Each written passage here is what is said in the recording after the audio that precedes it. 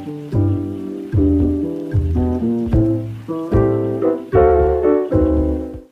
everyone, welcome back to my channel. My name is April if you are new here, and today we're going over November new releases.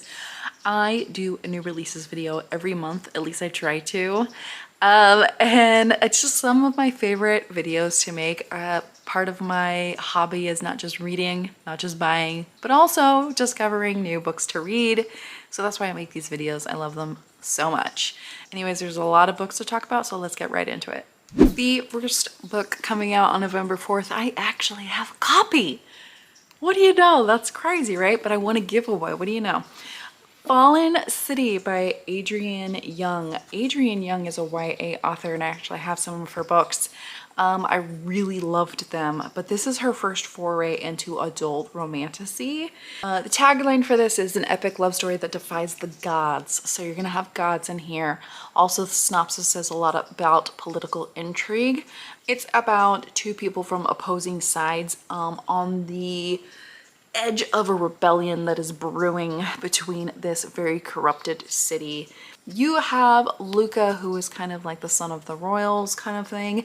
And then you have also Maris, who is a novice priestess, and she's studying under a priestess that has stolen magic. And that's kind of how the rebellion starts, it sounds like. So this sounds really interesting. It says it's like the Song of Achilles meets A Fate Inked in Blood. So I'm thinking it's going to be epic, it's going to be very romantic, and I love those things.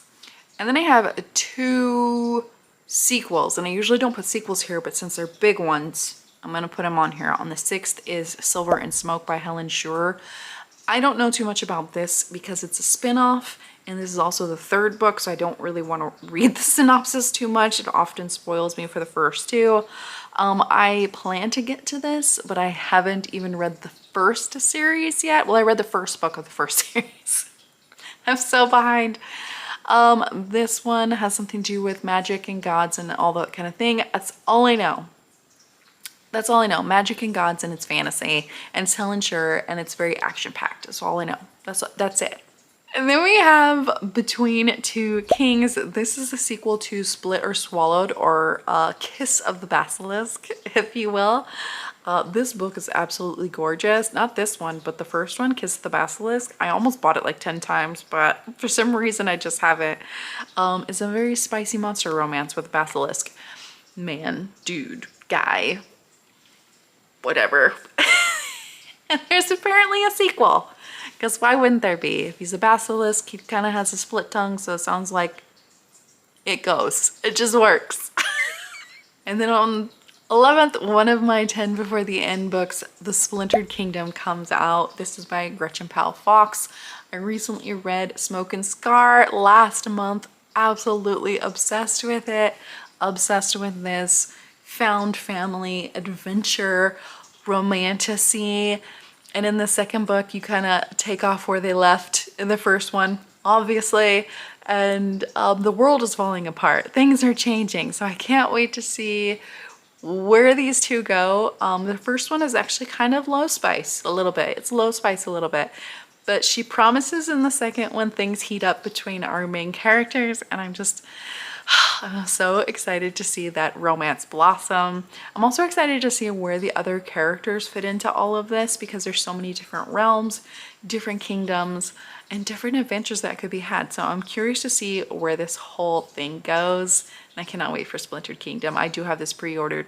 I will be getting it. Then we have one that's very different for me, but I am going to be reading this. It's called Your Knife, My Heart by Caitlin Moronova. I recently read Leave Me Behind in this series, and it's a dark military romance.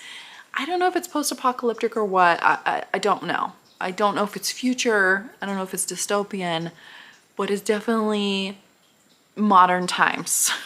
Modern times.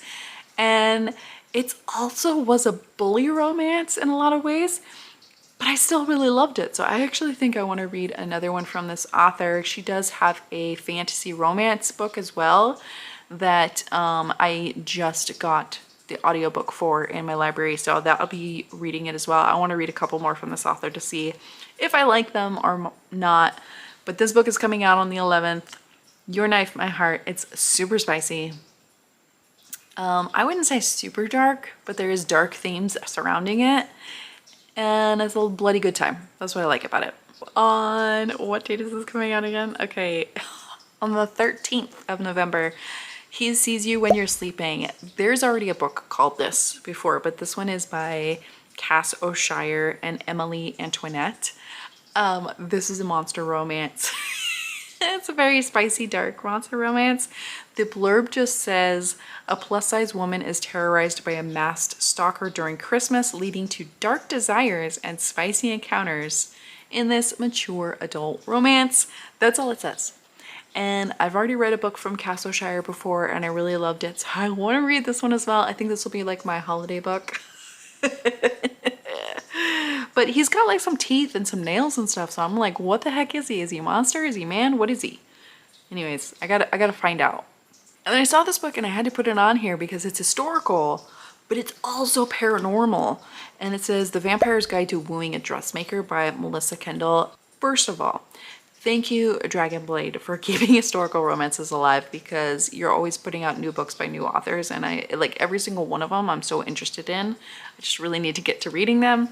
After 50 years of searching for his fated mate, Viscount Grayson has compiled a list of things he wants to do before his lack of finding his fated mate finally ends him. He meets a girl who kind of resists him, and so he steals something from her.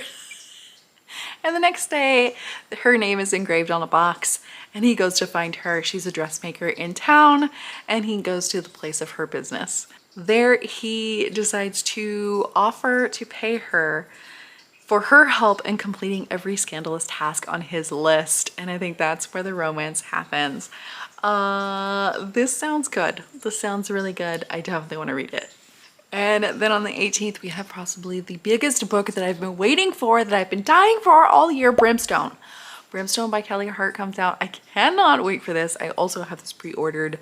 I'm obsessed with Kelly Hart. I really love her. I loved meeting her earlier this year, and ever since then, I just have been on the edge of my seat waiting for this book. I need to take a day off work just to read it. That's the kind of like feelings that I'm getting. I don't think I'm going to do a vlog though about it because I suck at those lately. I really suck at reading vlogs lately. This is probably going to be a book that I'm reading on day one that it comes out. Can't wait. Another book coming out that I need to get to the series before Jess beats me. Dawn of Chaos and Fury is coming out, which I think is the last book in this series. This is the one from Reign of Shadows and Endings. I have the book. I just need to get to the series. I don't think I'm going to read the other one. This book, all I know is it's very political, it's very epic, and it's also, I think, white shoes at some point. That's all I know about it. And I know everyone loves it, and it's a great story, and I really want to get to it. It's just really long, okay? It's really, really long. Then we have Fallen Stars by Imani Iru. This series is already out, I think, but it's releasing traditionally published. This is the third book, I think. The first book is Heavenly Bodies. I read this a long time ago, loved it. I need to continue on with the series.